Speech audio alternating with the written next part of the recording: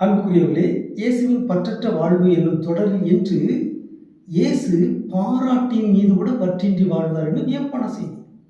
நம்ம எல்லோருக்குமே உளவியல் தேவைகள் இருக்கின்றன. அவற்றில் ஒன்று, நாம் பாராட்டப்பட விரும்புகிறோம், பாராட்டுக்காக இயங்குகிறோம், பிறர் நம்மை பாராட்டினால் நாம் மகிழ்ச்சி அடைகிறோம். இது உளவியல். ஆனால் இயேசு அதையும் கடந்து பாராட்டின் மீதும் பற்றின்றி வாழ்ந்தார் என்பதை நாம் நற்செய்தி நூலில் வாசிக்கின்றோம். மார்க் நற்செய்தி 10:18. நல்ல போதகரே என்று சொன்ன மனிதரை பார்த்து இயேசு சொல்கிறார், நான் நல்லவன் என ஏன் சொல்லுகிறீர்?